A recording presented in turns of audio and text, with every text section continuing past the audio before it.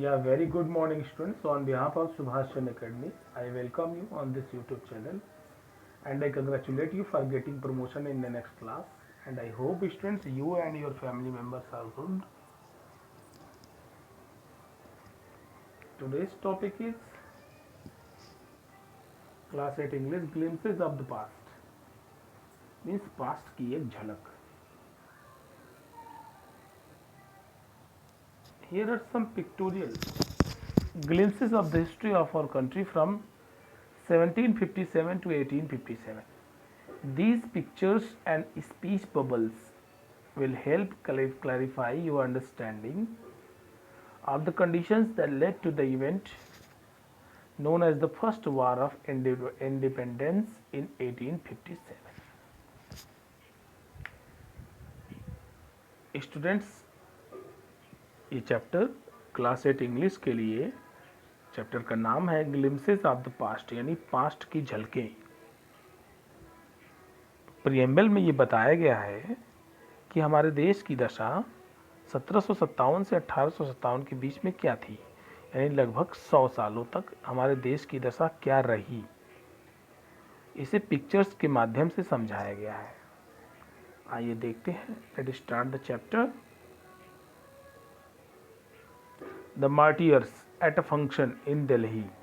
O my countrymen, let your eyes fill with tears as you recall the sacrifices of India's martyrs. The martyrs यानी ओ शहीदों, यानी this verse, this song, this patriotic song is dedicated to the martyrs who sacrificed their lives for the freedom of our India. At a function, जैसा कि आप figure में देख सकते हैं, ये लता मंगेशकर हैं और ये एक पैट्रियोटिक सॉन्ग गा रही हैं.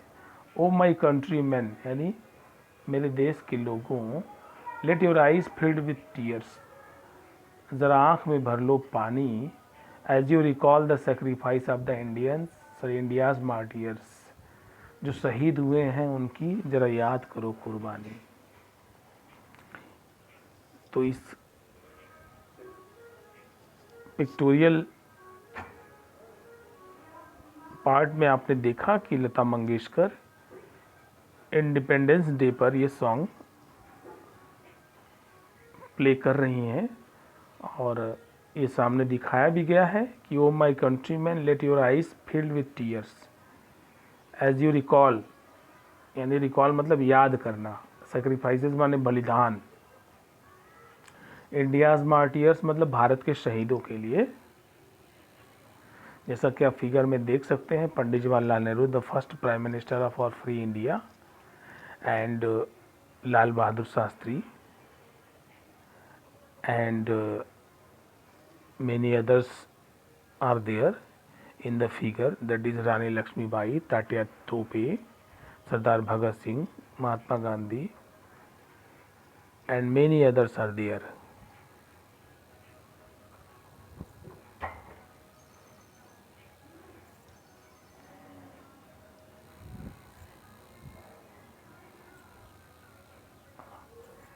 The company's conquest 1757-1849, यानी कंपनी की जीते.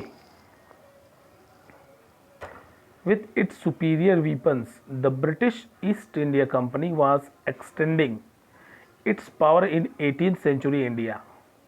यानी अपने सुपीरियर वीपन्स के साथ ब्रिटिश ईस्ट इंडिया कंपनी 18वीं शताब्दी में भारत में अपना विस्तार कर रही थी. एक्सटेंडिंग मतलब होता है फैलना, विस्तार करना.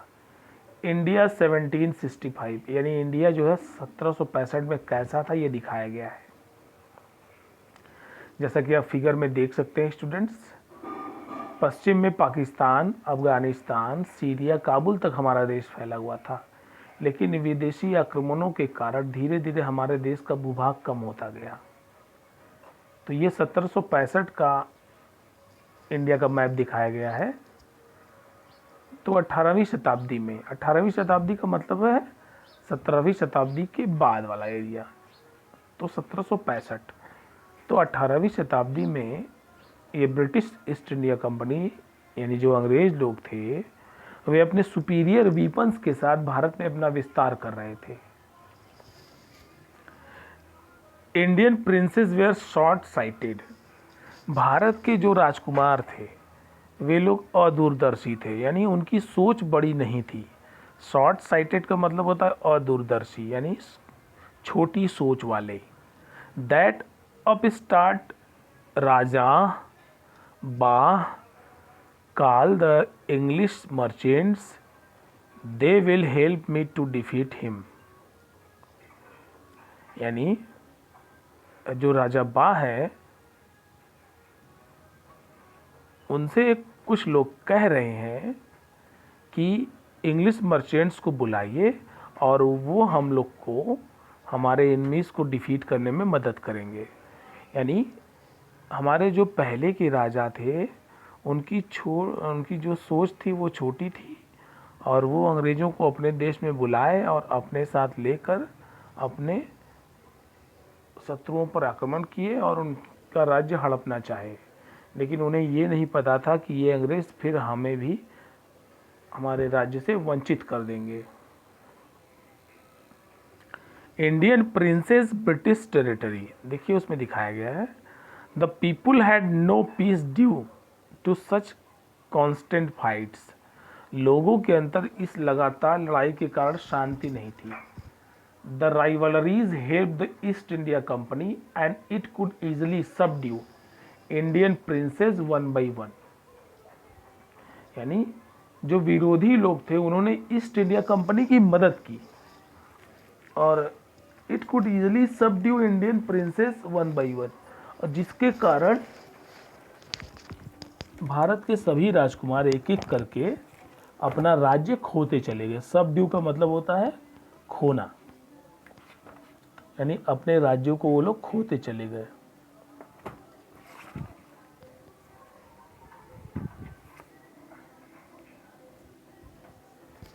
यानी उन राजकुमारों को अंग्रेजों ने अपने वश में कर लिया।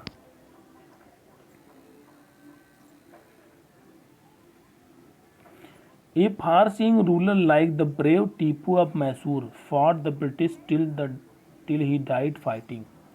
एक दूरदर्शी योद्धा जिनका नाम टीपू सुल्तान था, उन्होंने इस चीज़ को समझा और अंग्रेज़ों से लड़ते हुए उनकी मृत्यु हो गई।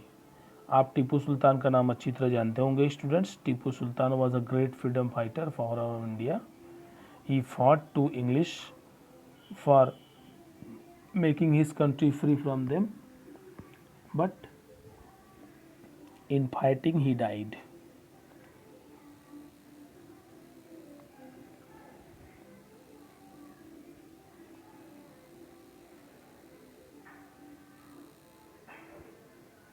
Thank God there is peace in the country now. No more wars and no looting by the thugs. How did Indians react to these conquests? यानी इन जीतों का भारत के लोग किस प्रकार से प्रतिक्रिया दिए वो नीचे दिया गया है। देखिए एक पगड़ी वाला आदमी कह रहा है कि thank God there is peace in the country, यानी अब देश में शांति है। एंड नो मोर वार्स, अब युद्ध नहीं हो रहा। And no more looting by thugs, और ठगों के द्वारा लूटपाट नहीं हो रहा है। It is God who sent the British, ये भगवान है जिन्होंने अंग्रेजों को यहाँ भेजा है। Our destiny is linked with them, हमारी जो डेस्टिनी है यानी हमारी जो अंतिम यात्रा है वे उनके साथ जुड़ी हुई, अंग्रेजों के साथ। यानी ये बेवकूफ़ लोग, देखिए उस समय के ये बेवकूफ़ लोग, ये राइवलरीज लोग, जो विरोधी लोग थे, वो अंग्रेज़ों के पक्ष में अपना बयान दे रहे हैं। कुछ लोगों को लग रहा है कि अंग्रेज़ों को भगवान ने भेजा है और उनके साथ ही इनका अंत होगा। The white man has killed our dethroned our kings, यानी इन गोरे लोगों ने हम लोगों को मारा और हम लोग और राजाओं को उनके राज्य से डिथ्रोन यानी हटा दिया, उनका सिंहासन छीन लिया। Some kings were not good but after all they were of this land. कुछ राजा अच्छे नहीं थे लेकिन फिर भी वे हमारे ज़मीन के थे। Now we have become slaves of foreigners. अब हम लोग फॉरेनर्स के स्लेव्स बन गए हैं, यानी गुलाम बन गए हैं। थर्ड है ब्रिटिश रूल 1765-1836, यानी ब्रिटिश का rule. Religious leaders preached ideas like untouchability and child marriage, यानी धार्मिक लोग छुआछूत और बाल विवाह का उपदेश देते थे। Anyone who crosses the sea loses his religion. कोई भी व्यक्ति जो समुद्र पार करता है वो अपना धर्म त्याग देता है, यानी उसका धर्म छूट जाता है, ऐसा रिलीजियस लोग कह रहे हैं। All the misery in the world is due to women. और कुछ लोग कह रहे हैं कि इस दुनिया में जो भी कष्ट है उसका कारण औरत है। ये डिफरेंट टाइप के ओपिनियंस है, डिफरेंट टाइप के रिलीजियस पर्सन्स का students.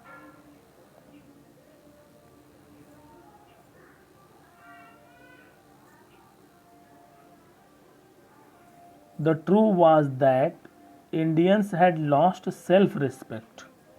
The British scorned them. सही फैक्ट ये था, यानी सही बात ये थी कि भारतीय लोगों ने अपना आत्मसम्मान खो दिया था। द ब्रिटिश स्कॉर्न्ड देम, और ब्रिटिश लोगों ने उनका बेइज्जती किया था, उनकी उपेक्षा किया था। The natives are unworthy of trust, incapable of honesty. यहाँ के रहने वाले लोग विश्वास करने के योग्य नहीं हैं और ईमानदार भी नहीं हैं।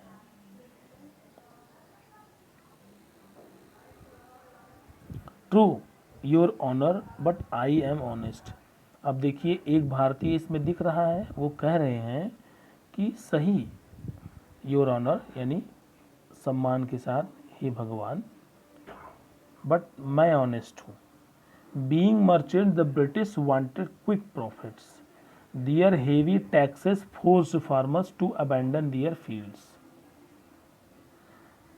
व्यापारी होने के कारण ब्रिटिशर्स ढेर सारा लाभ कमाना चाहते थे, इसलिए उन लोगों ने हेवी टैक्स लगा दिया जिससे कि किसानों ने अपनी ज़मीनें छोड़ दी।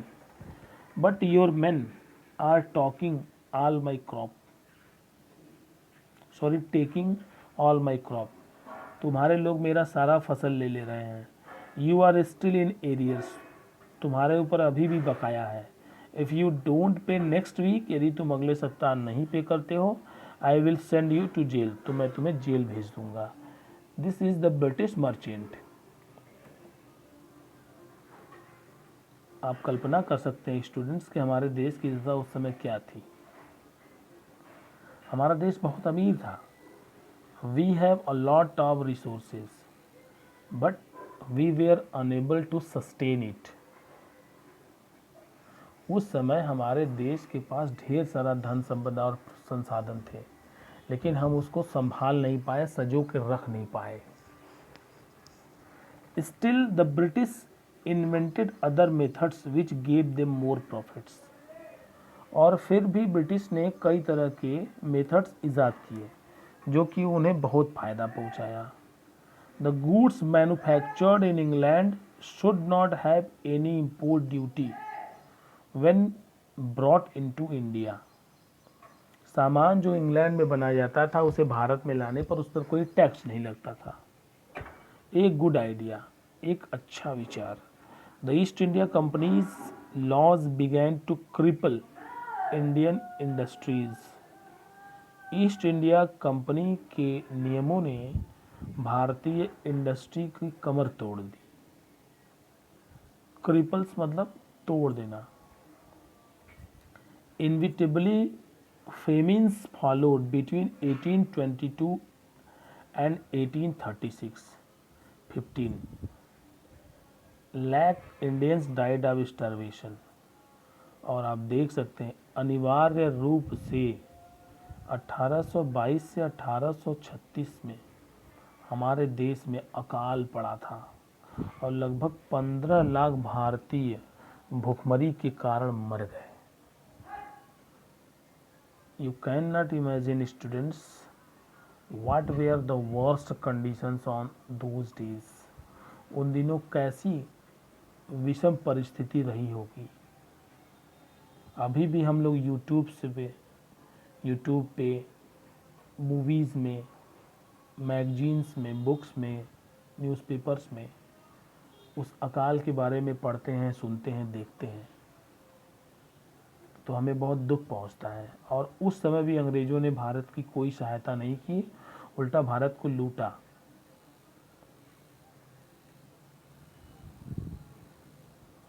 फोर्थ है Ram Mohan Roy 1772-1833. Ram Mohan Roy, a learned man from Bengal, understood what was wrong with the country. Ram Mohan Roy जो एक पढ़े लिखे बंगाल के थे, जो बंगाल के एक पढ़े लिखे व्यक्ति थे, उन्होंने भारत के साथ गलत क्या हो रहा है इसको समझा. Let us not despise our self. Our ancient culture is great. हमें एक दूसरे से घृणा नहीं करना चाहिए. हमारा एंशियंट कल्चर यानी हमारा जो प्राचीन संस्कृति है वो महान है. And we are capable of greater achievements. और हम लोग बड़े से बड़े उपलब्धि को प्राप्त करने के लिए कैपेबल हैं, सक्षम हैं. We must first reform our society. हमें सबसे पहले अपने सोसाइटी में सुधार लाना पड़ेगा. Superstitions have been ruining us. ये अंधविश्वास हम लोगों को ख़त्म कर रहा है. He told his wife Uma.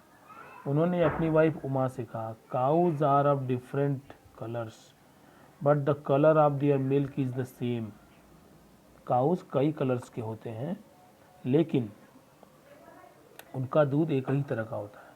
Different teachers have different opinions, but the essence of every religion is the same.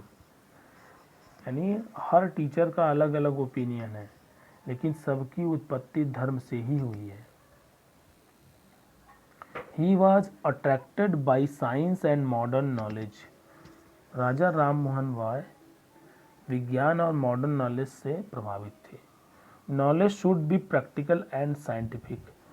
Knowledge व्यवहारिक होना चाहिए और वैज्ञानिक होना चाहिए. He crossed the seas and went to England to see what made the British powerful. उन्होंने समुद्र को पार किया और इंग्लैंड गए और उन्होंने देखा वहाँ पर कि ब्रिटिश इतने पावरफुल क्यों हैं. There he told them. वहाँ पर उन्होंने ये भी कहा, we accept you as a rulers. हम लोग आप लोगों को रूलर के रूप में स्वीकार करते हैं. And you must accept us as subjects. तो आपको भी हम लोगों को प्रजा के रूप में स्वीकार करना चाहिए. But you must remember the responsibility a ruler ओज टू हिज सब्जेक्ट्स. लेकिन आपको ये याद रखना चाहिए कि अपने प्रजा के लिए एक रूलर की क्या जिम्मेदारियां होती हैं. He started newspapers but the suspicious British stopped them in 1823. उन्होंने एक न्यूज़पेपर शुरू किया लेकिन शंकालु अंग्रेज़ों ने 1823 में उनका न्यूज़पेपर बंद करा दिया. द फिफ्थ ऑपरेशन 1765-1835 यानी दमनकारी नीति. यानी अंग्रेज़ों ने अब भारतीयों का दमन करना शुरू कर दिया. दमन करने का मतलब है उनको मारना, पीटना, उनकी हत्या करना, उनको ज़बरदस्ती जेल में डाल देना, उनको उनकी चीज़ों से डिप्राइव्ड कर देना. But the British continued to oppress Indians. In 1818 they had passed regulation 3rd. Under it an Indian could be jailed without trial in a court. लेकिन ब्रिटिशर्स ने भारतीयों का दमन करना जारी रखा। 1818 में उन्होंने एक रेगुलेशन थर्ड एक्ट पास किया जिसके तहत किसी भी भारतीय को सीधे जेल में डाला जा सकता है और उसका मुकदमा भी अदालत में नहीं चला जाएगा। All the time British officers in India drew big salaries and also made fortunes in private business। और हर समय ब्रिटिश ऑफिसर्स भारत में ढेर सारी सैलरी उठाते और अपना प्राइवेट बिजनेस भी फैलाते। By 1829 Britain was exporting British goods worth 7 crore rupees to India।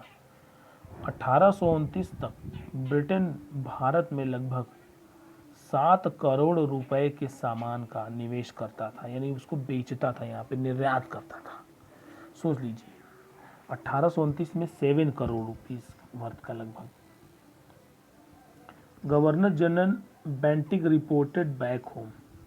Governor general Bentinck ने घर पर रिपोर्ट किया। The bones of cotton weavers are bleaching the plains of India. यानी कॉटन इंडस्ट्री के जो वीवर्स हैं वो भारतीय मैदानों में रहते हैं, इसने रिपोर्ट दिया। The British prospered on the companies loot while Indian industries began to die. यानी ब्रिटिश लोग अपने कंपनी को लूट को बढ़ाते रहे और भारतीय इंडस्ट्रीज को खत्म करते रहे। डिससेटिस्फैक्शन यानी असंतोष। Education in India was in Persian and Sanskrit. Bharat में उस समय जो एजुकेशन था वो या तो संस्कृत में था या पर्शियन लैंग्वेज में था, यानी फारसी लैंग्वेज में था। In 1835 a Englishman named Macaulay suggested a change. 1835 में एक अंग्रेज मैकाले ने एक चेंज करना चाहा, एक चेंज का सजेशन दिया। We should teach the natives through the English language. I agree. हमें यहाँ के लोगों को अंग्रेजी भाषा में शिक्षा देना चाहिए, मैं सहमत हूँ। English education produced clerks to whom the British gave petty jobs under them. अंग्रेजी शिक्षा ने भारत में कई तरह के क्लर्क यानी लिखा पढ़ी का काम करने वाले लोगों को पैदा किया, यानी उससे लोग सीखे और उन्हें छोटा मोटा अपने अंडर जॉब देने लगे। Incidentally it also produced a new generation of intellectuals. और इंसिडेंटली यानी एक घटनाक्रम में इससे कुछ समझदार लोगों की उत्पत्ति भी हो गई। We must educate our brothers. हमें अपने भाइयों को पढ़ाना चाहिए। And try to improve their material conditions. और उन्हें अपने मटीरियल यानी अपने आय को बढ़ाना चाहिए। For that we must convey our grievances to the British parliaments. इसके लिए हमें इसे ब्रिटिश पार्लियामेंट में अपनी प्रस्ताव को रखना चाहिए, मांग को रखना चाहिए। By 1856 the British had conquered the whole of India। 1856 तक ब्रिटिशर्स ने पूरे भारत पर कब्जा कर लिया था। जैसा कि आप देख सकते हैं स्टेट्स, ब्रिटिश एरिया और स्टेट्स दिखाए गए हैं। तो ये जो वाइट है स्टेट्स और आपके बुक में जो भी कलर में हो तो ये स्टेट्स हैं। They cared little about the needs of Indians. वे भारत के लोगों की बहुत कम ध्यान देते थे। Our kings have become puppets and we have lost our old jobs. हमारे राजा उनकी कठपुतली बन गए हैं और हम लोग अपने जॉब्स को ख़त्म करते जा रहे हैं, यानी हमारे जॉब्स वो छीन रहे हैं। एंड लैंड्स और ज़मीनें they are converting our brothers. और वो लोग हमारे भाइयों को भी बदल रहे हैं। You only talk, do something to drive them out. हम लोग तुम लोग केवल बातें कर रहे हो, उन लोगों को भगाने के लिए कुछ किया जाए। The sparks. 1855 to 57, यानी क्रांति. Taxes continued to ruin the peasants. In Bengal, the Santals, who had lost their lands under new land rules, became desperate. In 1855, they rose in rebellion and massacred Europeans and their supporters alike. टैक्सों ने किसानों को नष्ट कर दिया. बंगाल के सांथल्स का, जिन लोगों ने अपनी ज़मीनें छोड़ी थी, तो उन लोगों ने, सभी लोगों ने अंग्रेज़ों से एक युद्ध लड़ा, यूरोपियन से एक युद्ध लड़ा और उन्हें बुरी तरह से पराजित कर दिया. Discontent was brewing in the East India Company's army too. असंतोष की जो ज्वाला थी वो ब्रिटिश ईस्ट इंडिया कंपनी के सेना में भी थी. ब्रिटिश ईस्ट इंडिया कंपनी का मतलब है ब्रिटेन और भारत की मिलीजुली सेना. The white soldiers gets huge pay, mansions to live in servants. सफ़ेद लोग बड़े बड़े कोठियों में रहते हैं और उन्हें नौकर चाकर दिए जा रहे हैं. While we get a pittance and slow promotions, जबकि हम लोग को थोड़ा सा वेतन दिया जा रहा है और हमारा प्रमोशन बहुत कम किया जा रहा है. The angrez ask us to cross the sea which is against our religion. Who is the topi wala to abolish our age old customs. We must drive out the angrez. Thousands of other sepoys revolted. They were stripped of their uniforms. हजारों भारतीय जो अंग्रेजी सेना में थे, उनको सीपॉयज कहते थे, वो भी विरोध में आ गए. उन्हें उनके नौकरी से भी निकाल दिया गया. Sepoy Mangal Pandey attack the adjutant of his regiment and was executed. Mangal Pandey का नाम आप लोग सुने होंगे स्टूडेंट्स. मंगल पांडे ने अपने हेड ऑफ द पुलिस को गोली मार दिया, जिसकी वजह से उसे मृत्यु दंड दिया गया. भारतीय सेना को ह्यूमिलिएट किया था, उन्हें जेल में डाला था. Few English man had cared to understand Indian customs और the people's mind. O proud Brahmin soldiers, do you know that the grease on the bullets you have to bite is made from the fat of cows and pigs. What? The white man has deceived us too. यानी एक आदमी कह रहा है कि ओ घमंडी ब्राह्मण, जैसा कि तुम कहते हो कि कुछ अंग्रेज अच्छे हैं और वो हमको समझते हैं, ऐसा नहीं है. वे गाय और सूअर की चर्बी हमें दांत से खींचने लेके कहते हैं. Soon chapatis were sent from village to village to tell the people that their emperor would want their services. धीरे धीरे चपाती यहाँ से वहाँ पहुँचाई जाने लगी कि उनके शाहजहाँ उनकी मदद चाहते हैं. Similarly lots of flowers circulated among Indian soldiers. और भारतीय सेना में ढेर सारे फूल भी बांटे गए. डेथ टू द फॉरेनर, अंग्रेजों को मृत्युदंड देना है. Yes, all my village man will be ready. The masses give all help and shelter to patriots.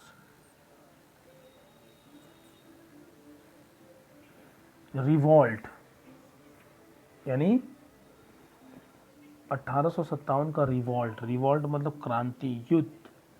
Then there was a violent outbreak at Meerut. अब मेरठ में एक भयानक युद्ध छिड़ गया. The sepoys marched to Delhi. Sepoys Delhi की तरफ बढ़े.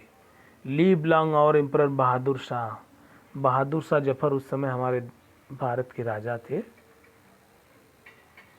द रेबेलियन स्प्रेड वाइडर, यानी विरोधी लोग, यानी रेबेलियन यानी भारतीय जो क्रांतिकारी थे वे चारों तरफ फैल गए.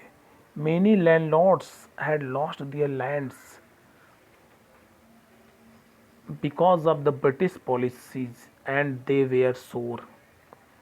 बहुत से लैंडलॉर्ड्स अपनी ज़मीनें छोड़ दिए थे और वो ब्रिटिश पॉलिसी की वजह से, और उन्हें भी बहुत कष्ट था. The white man's rule must end. इन गोरे लोगों का नियम ख़त्म होना चाहिए. Yes we will help you, हाँ हम आपकी सहायता करेंगे. द फाइट फॉर फ्रीडम, यानी प्रथम स्वतंत्रता संग्राम इसको कहा गया.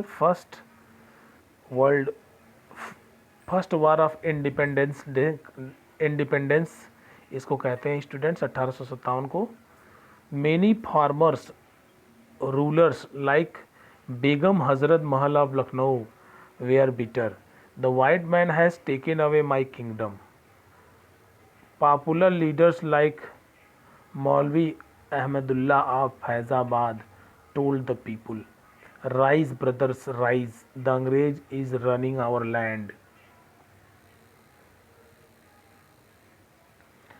They joined the upsurge against the foreigner. यानी अपसर्ज का मतलब होता है क्रांति, लहर, यानी सभी लोग उस लहर में अंग्रेजों के खिलाफ बह गए. यानी लहर का मतलब है कि लोग जुड़ गए युद्ध करने के लिए उनसे. The people rose everyone in Bareilly, Kanpur and Allahabad. Azimullah Khan told Tatya Tope, we should have Peshwa Nana Sahib as our leader in this war of independence. 80-year-old Kunwar Singh of Bihar received a bullet in his wrist. यानी 80 साल के कुंवर सिंह को बिहार के जो थे उनके कलाई में एक गोली लग गई. Mother Ganga this is my last offering to you. यानी माँ गंगा ये आपको अंतिम अंतिम ऑफर है. उन्होंने अपना हाथ काट कर दे दिया.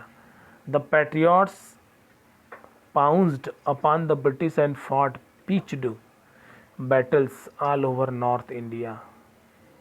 यानी पैट्रियट्स का मतलब देशभक्त लोग. देशभक्त लोग पूरे भारत में ब्रिटिशर्स पर टूट पड़े और पूरे उत्तर भारत में यहाँ वहाँ युद्ध होने लगा.